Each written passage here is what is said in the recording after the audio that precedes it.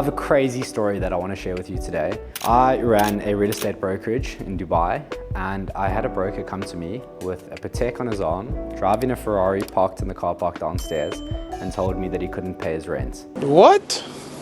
Now, I wish I could tell you that this was an isolated incident, but I see it time and time again. And I think this really just comes down to understanding your financial situation, understanding what you're earning, what your earning potential is, especially if you're on a commission-only role, and what your monthly expenses are. And I think this just comes down to really breaking it down. Don't avoid the question of understanding your finances because you're too scared to find the answer.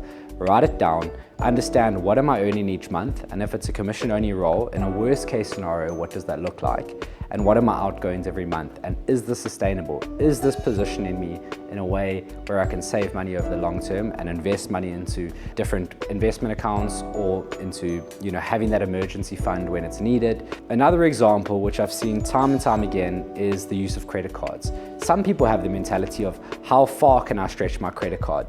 Not really understanding the interest impact that has. Looking at it and saying it's only this much in interest. It's not about that. The way I view credit cards, and something that's extremely helpful, is there's only two real reasons, in fact, that a credit card becomes helpful to me. The first is points. If you're using an American Express card, if you're using a British Airways fly card, it's the points that you can generate and get some extra benefits on the side. Yeah, boy. The second is an emergency situation. You should already have liquid cash in an emergency fund should something go wrong. If you don't, or if it's a huge expense, if you're in a car accident and some unknown expenses come up, you've got your emergency fund, and if you really need to, you've got a credit card to help you in an instant situation. If you're traveling abroad and you're in a motorbike accident and you need to sort funds then and there, it gives you a chance to be able to do that, and then you can obviously liquidate some of your shares or sell some of your shares at a later stage and pay that credit card off. So it's kind of for instant emergencies when you need a kind of safeguard. Just a reminder, this isn't financial advice. This is just me speaking about my personal journey and things that have helped me along the way. Now, you may be like me and use your credit card to get those extra points on your American Express card, but at the end of the day, it should be a regular habit to be paying that credit card down. Not necessarily daily, but every week, understanding what that credit card's got to. It gives you oversight. Don't avoid it. Don't be scared to open up your bank accounts and see what your credit card's on. Address it every week, pay it down, clear that debt to avoid any interest charges. You're only doing it to get the points and the additional benefits that it has, or you're going to fall into the system where they're going to be taking interest from you. So taking all of this into account, starting today, what can you do?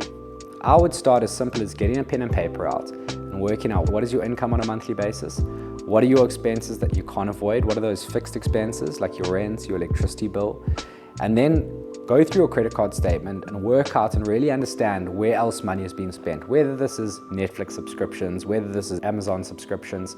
Really understand what your income and your expenses are on a monthly basis, and work out if I'm going to be saving, or if my aim is to save 15% of that, whether that's 5% into a savings account and 10% being invested into the stock market, making sure every month that you're able to do that and what that amount is. It all just comes down to your own accountability and visibility of your finances, and that's the first step that you can take towards improving to financial freedom. We've also gone ahead and created a really simple template to track your income and expenses over the course of the year.